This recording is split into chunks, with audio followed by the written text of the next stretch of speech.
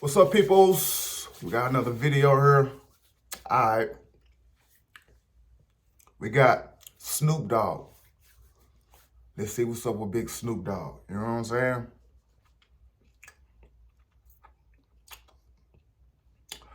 All right, hold him up. All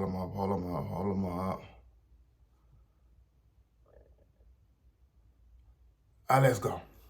In 2024, on Kendrick Lamar's Billboard-topping album, GNX, he set the internet on fire when he mentioned Snoop Dogg's name. The bars from the opening track, Whacked Out Murals, though brief, would express the sentiments of a long history displayed by Snoop Dogg of playing both sides. Snoop was just a little more diplomatic with it. Okay, if I can get past it, I get by. I have an excuse of why I done it. Changing tunes and even sometimes flat out lying on colleagues who otherwise would have thought they were in good terms with the Long Beach legend. Snoop's lying. From Tupac to Eminem to even Dave Blunt's. I ain't perfect, I'm Snoop Dogg. Time and time again, Snoop's actions would portray what some would call a hood politician. Man, Snoop is a politician, and he's trying to rewrite history every chance he gets. Who has mastered the art of fence sitting. In this video, we will take a look at Snoop Dogg's complex history of playing two sides. When Tupac was locked up, there was a moment where the world was just observing his situation. The greatest of all time, Tupac. But no one was coming to the rescue. Jimmy Iovine's hands was tied because he reportedly wanted to bail out Tupac. The corporations did not want to bail out Tupac because of the SA charges that were attached to his name. One strategy that was mentioned was bailing Tupac out through Death Row, which was a subsidiary of Interscope at the time. One of the helpful factors was Snoop Dogg, who told Suge Knight he should bail out Tupac. Snoop Dogg is the reason why Tupac was on Death Row Records. Talk about it. Well, I told Suge, I'm like, after we did the Sorcerer Wars, because we did the Sorcerer Wars and we had a Tupac cut up. So I told Suge, I'm like, I'm hearing stories about Cuz in jail. So you need to go get him and bring him with us. Because he need to be with us. He like our kind of nigga, he my friend. Suge didn't know Cuz, he was my friend. Right. So Suge went and cut the deal and got him out. And who did he come to when he got out? He came to me and Daz. Then you hear the famous story of Suge signing Tupac to a contract on what was wrote on a napkin. This story was never really confirmed, though some mentioned that Tupac was never really signed to Death Row and everything was done under contract with Interscope. That's not the point of this video, but it's clear that Snoop at least openly was not against Tupac coming to the Death Row roster. He himself proclaimed that he played a major part in Tupac getting signed to Death Row. Daryl Harper, a producer under the Death Row umbrella, did not deny this was the case. But what was clear is that at some point, there seemed to be a serious problem with Tupac being a member of Death Row, which was probably due to some sort of jealousy. Watched a few of his interviews where he said, hey man, I went to Suge and told him to bring Cuz over here. I believe he did. But I also believe, I gotta say, I think he brought him over there to be his Robin. I didn't think he was gonna come there. I didn't think he thought he was gonna come there and become Batman. I believe he became the #1, and Snoop thought he would be his good sidekick, like his #2 guy. You know, like this would be a good 1-2 punch. And in no time, Pop got there and became #1. That's what he wasn't second to nobody. Snoop claims he wanted no parts of the East and West Coast beef that was bad for business. There's some truth to that on the surface, but when you look a little deeper, this becomes very suspect. While Tupac was in jail, Snoop had his own beef with the East going on that went back to the infamous 1995 Source Awards. Love for Dr. Dre and Snoop Dogg and Death Row. Y'all don't love us. I forgot about this. We let it be known then. Fuck. We know y'all East Coast. We know Fuck. we at. It didn't stop there. While Snoop and the Dogg Pound performed the New York video out in New York City, Biggie went on the radio and informed other New Yorkers that Snoop was in town shooting a video talking bad about New York. Shoot at you at the Dog Pound video in New York? Biggie called the shot. Allegedly. No, he did. Allegedly did. Okay. I heard it with my own 2 ears. I got a great memory. Till this day, Snoop claims that the video was out of respect. We went to go see Folk Master Flex earlier that day, and he shouted at us. We were going to the radio station to do this. Yo, New York, DPG, we here shooting a video. We need all you New York rappers to come with us, because we love y'all. We shooting a video at Times Square. We shooting in Red Hood. Come get down with us. That's what we was coming to do. But whatever the case was, someone went and shot up the trailer which Snoop was in at the time, and it was reported that Snoop and the Dog Pound could have been hit. I got a call from Daz at that point. We got out of here. They tried to kill us. So when Tupac got out of jail, he figured it was best if they combined their beef since Death Row already had beef going on with the East. According to Napoleon from the Outlaws, Snoop himself was gassing up Tupac to attack East Coast rappers after being shot at. I wasn't into no controversy. I liked them niggas' music. They was our friends. We was all friends at one point. There's video footage of all of us hanging out. Pop, Biggie, Puff, Suge, all of us. Biggie got on the radio and told people to shoot up his trailer. So, this whole thing that, me and Biggie have always been friends, that cannot be true because Biggie said these dudes is here doing a video shoot, go handle it. They shot up his trailer. This came the infamous Hit 'Em Up track. Publicly, years later, Snoop Dogg was defiant that he was not a fan of the song, saying it created more separation than unity. Even when he played Hit 'Em Up the song, I didn't like the song. Did you feel like it was I didn't too like much? it. Right. That don't sound right. I don't believe that. He lied. When Tupac was performing at the House of You Blues, was at jamming and that he did shit. video on stage, I think Snoop Dogg was in the background, like laughing and cheering it on. Look at him on the stage at the House of Blues. I didn't like it. I didn't like the shit. Like, it wasn't like the shit to me. Like, it was buying more problems, cuz. There was an issue with this. Snoop secretly had his own diss track lined up for Biggie Smalls. He cannot make it seem like Pac is the one who made him react in a negative way. Snoop went back and started making diss songs against Biggie. Act like Return of the Jedi. Nigga, don't say shit cause I already said I be on the red eye. You're fat, you're black, you're whack, your style is toe up, plus you got one dead eye. From the outside, Snoop seemed to be a major figure in the East Coast, West Coast rivalry. Now, when Tupac dropped one of the biggest diss songs ever in the history of rap, Snoop didn't want no parts of it. And not only did he not entertain the East versus West beef, he switched sides. That's good. No, I'm straight. I can share with dogs. While Pac was in New York campaigning for Death Row, Snoop was speaking with Bad Boy, siding with them. You believe in God? Certainly. Believe in Death Row East. Believe in that. For real. That's it right there. But if you believe in God, believe in Death Row East. Shit had happened. New York niggas that shot at me and did all kind of shit to me, like just the worst shit you could think of. And I forgave them. And went and did an interview and was asked, how do I feel about Puffy and Biggie? And I was like, I like them niggas. I want to do some music with them. And that just rubbed cuz the wrong way. Like, niggas, them niggas tried to kill me. Hell yeah. What did you talk about, Snoop? They like the Judas was to Jesus. They only here to cause confusion. We here to bring money and to bring change. They here to cause confusion. Even in this infamous video of Tupac's MTV interview, you can see it on Snoop's face. He was already on the other side. Not even on though. We coming out here and there's some East Coast, West Coast. We got beef with the people we got beef with. His trip back on the private jet was one for the books, out of his own mouth. I seen that. I know how to get down. I was just gonna say, I know my mind was. Pac right here, a couple of it right here. I'm like, what's up, Pac? And they do me like this. Hell yeah, So I walk to the back of the plane. What you talking about?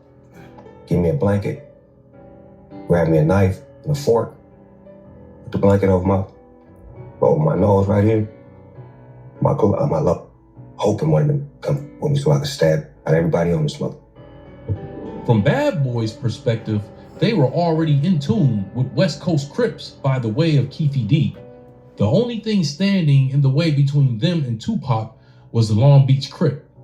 Snoop's maneuvers in New York City may have been the final confirmation they needed to set off a green light. Tupac was now a walking dead man. I was told by another one of our security guards, that was a bodyguard, that he had escorted Pac to the airplane as they were leaving New York. And Tupac specifically told him that he was a dead man walking. And I guess you said that Puffy called and said, "Was that us?" And you didn't say nothing. I didn't say nothing. Yeah, you're right. I said I was just going to get some bread from Puff to get us some guns because they kept on raiding our houses, taking our guns. Do you feel like Puffy owe you? Yeah, he should. I think he should look out. He look out for everybody fucking else. You know what I'm saying? She like, man, you need That's to come to New York. crazy. I swear we'll repay you. I've been waiting on that repay for a long time, bro. That's crazy. All this stuff is coming out, man, like this, man. It took forever, but this is crazy. This is crazy. New York City, Biggie could have gotten Snoop killed, but the dog showed he'd rather connect with the people that tried to kill him rather than be on Tupac's side, who was repping for the West. This move in particular goes against West Coast code in every way. But tension between Tupac and Snoop occurred before the MTV Movie Awards. I do recall there was a time when I was going down the hallway, Suge and Pop were talking in the hallway. They would just look like finalizing a conversation. And I don't know what was said before, but I do know that Suge said, "But man, be respectful. This is the house that Snoop built." And so whatever the dialogue was before that, I don't know. I wasn't privy to that. But I remember him saying, "Yeah, but be respectful, man. This is the house that Snoop built." No one can pinpoint the exact moment that hatred began to reign, but there was a moment before a scheduled Roseanne Barr show appearance where it was clear the friendship, if any, was on the decline. That beef between Pac and Snoop happened before New York. And this decline would continue even past the grave when Tupac was killed in Vegas. Afterwards would be a masterclass of double-sidedness where Snoop would not only collab with figures rumored to be behind Tupac's death, but he would go on a lifetime-length tirade of storytelling which time after time would be debunked by verified Tupac comrades. Yeah, I really don't know why. You know what I mean? He saying these things about Pop. This would start just weeks after Tupac's death when Snoop would appear on the Steve Harvey Show with Puffy. Or on my sitcom. Yes. And you came on the show with P. Diddy. That was in the middle of that, what they were trying to drum up and create the West Coast, East Coast beef. It was really tense. Did you have an issue with Snoop hanging out with Diddy after Tupac got killed? I always felt that was wrong. I'm gonna just keep it real. I'm talking about from that, never really liked it. It just was a strange look because you was Pot boy.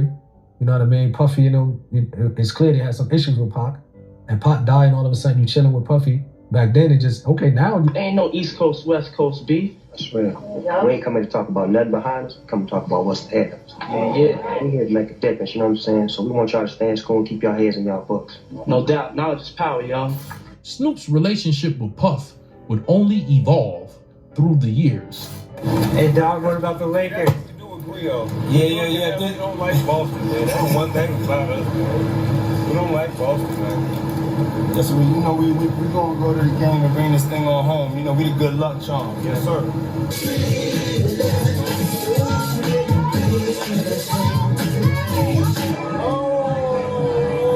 Snoop Dogg edition, nigga. The Sammy style, boy. Hold on.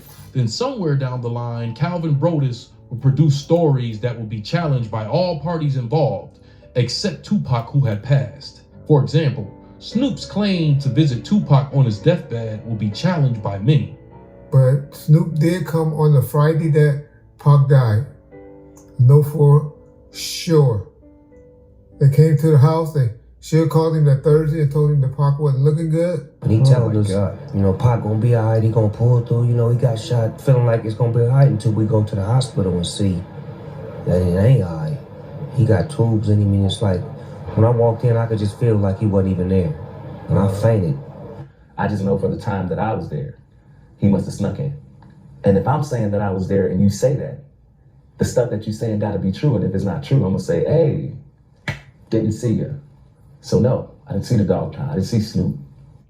And most recently, his story about an encounter between Tupac and Nas would draw criticism.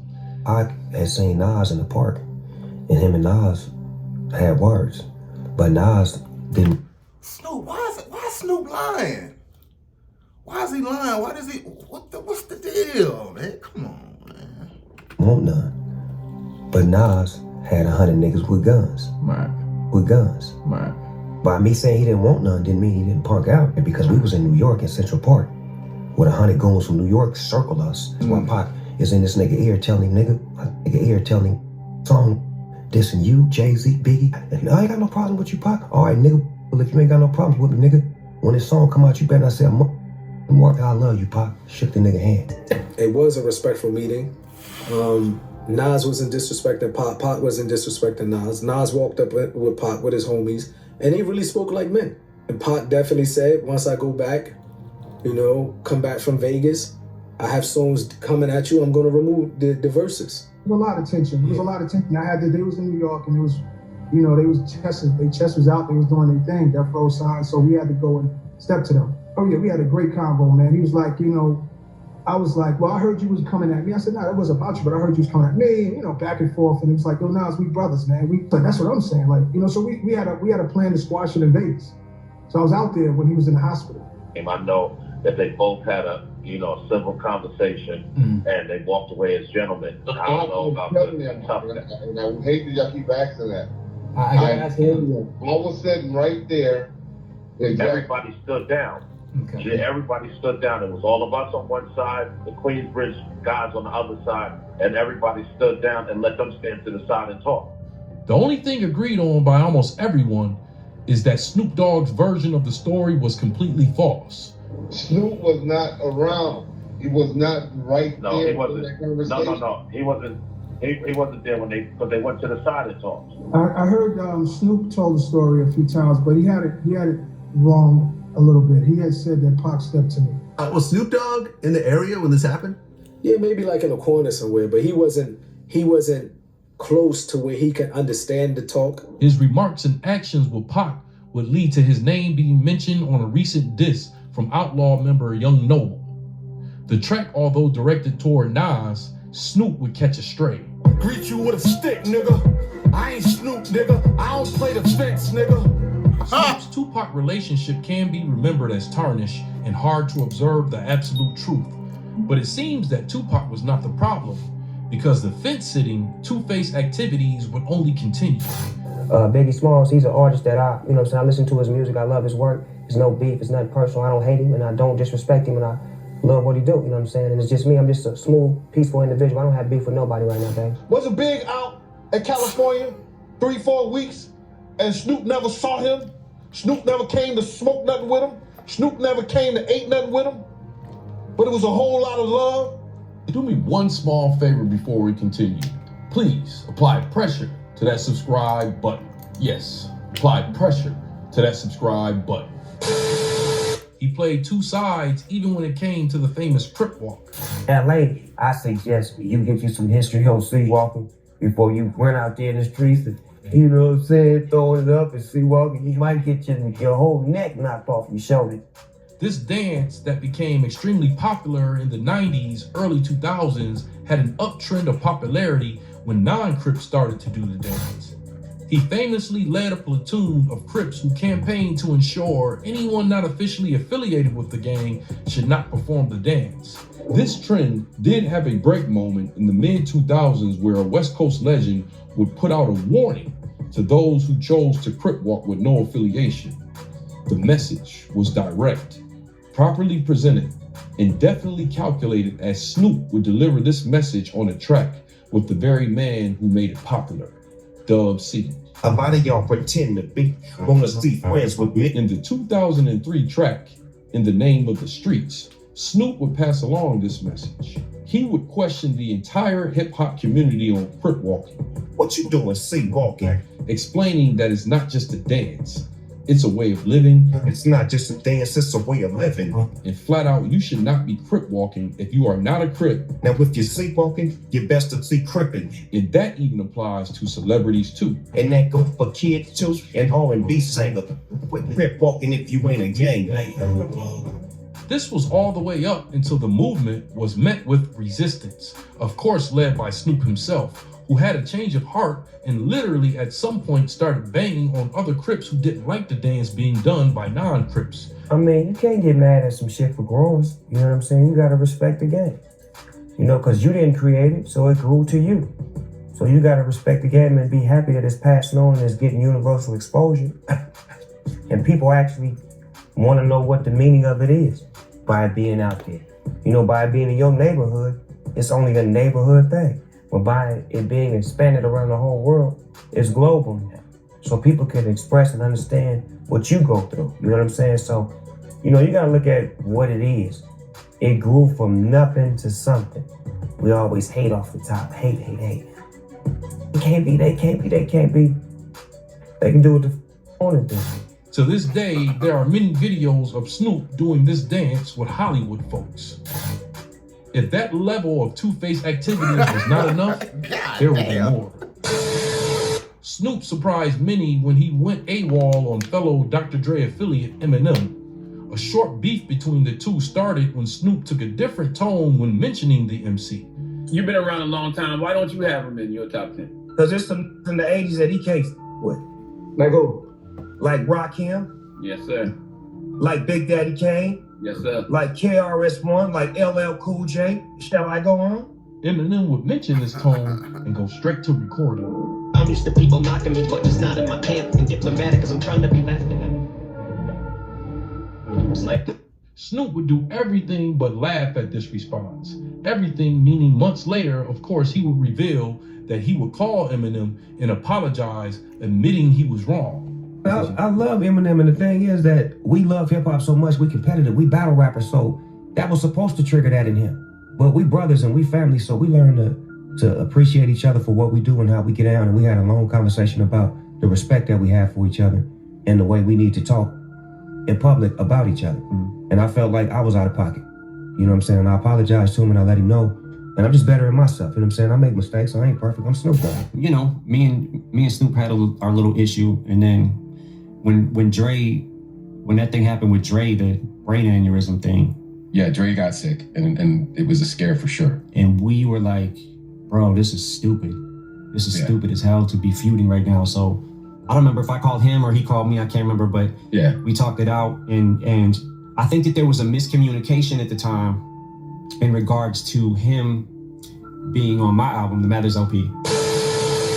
This story will once again repeat itself this past year when he would go viral again, taking a shot at the exuberantly obese Dave Blunts, roasting him on an IG post.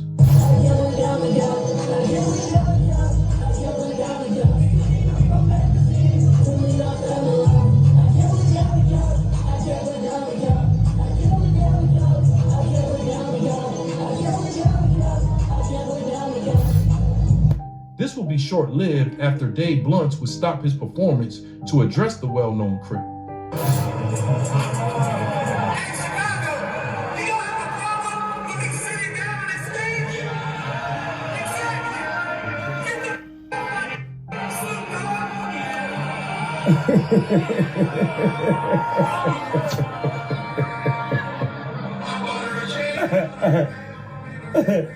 That was funny. Go ahead, little homie. I mean, big homie.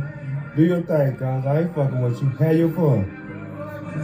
I apologize to this nigga. He's still going on for me, cuz. I must be getting old.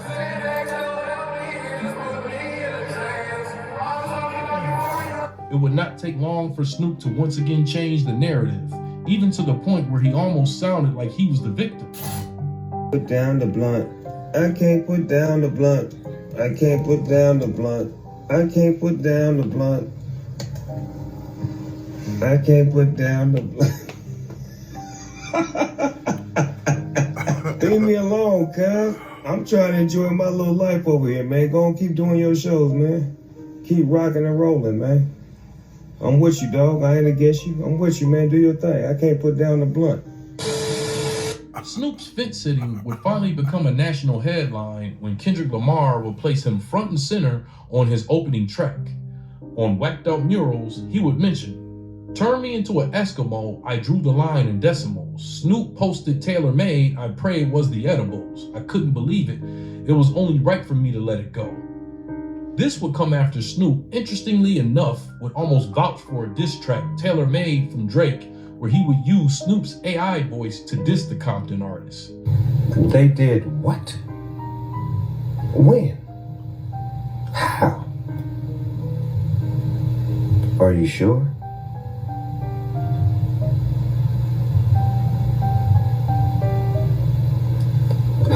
These actions would hit hard, being that Snoop was the one who crowned Kendrick the king of the West at the House of Blues.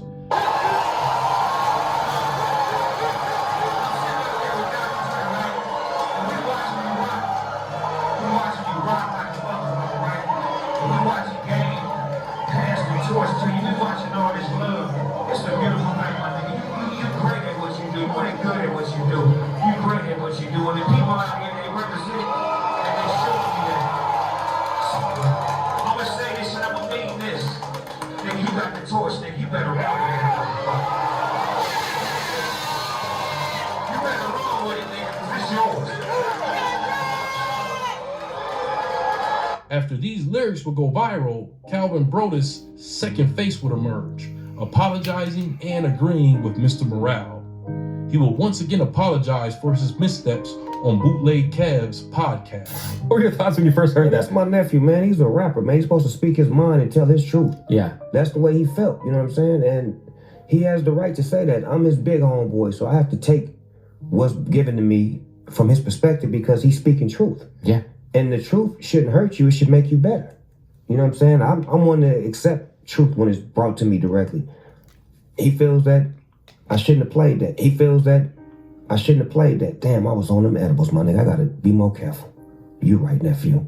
I mean, there was like an AI transposed version of you on that song, which was crazy, right? Like, yeah. that shit was diabolically, like, I don't even know, like, one of the weirdest things. But the crazy part is, I could say it.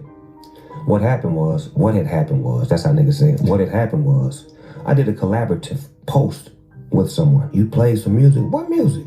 Then I had to go look at I'm like, oh, that's cuz. Damn. So then I deleted it, called nephew, left him a message, because he didn't pick up, he was working on his shit. I left him a message, nephew, this Uncle Snoop. I got the message. I apologize. I was fucked up. My bad. Truth be told, if you love Snoop, then you must love all the Snoops. The gospel Snoop and the doggy style missionary Snoop. The down south Snoop to the Jamaican Lion of Judah Snoop. The I'm giving up smoking weed Snoop to the nobody crip walk but everybody crip walk Snoop. Well, you get the point. Whatever the case, no one can take away the fact that Snoop will go down as not only the West Coast, but one of hip hop's biggest legends ever to touch the mic. But what will also stick is the pattern that Snoop Dogg was rarely able to choose just one side. Thank you for watching this documentary. And if you really like it, you'll like my other...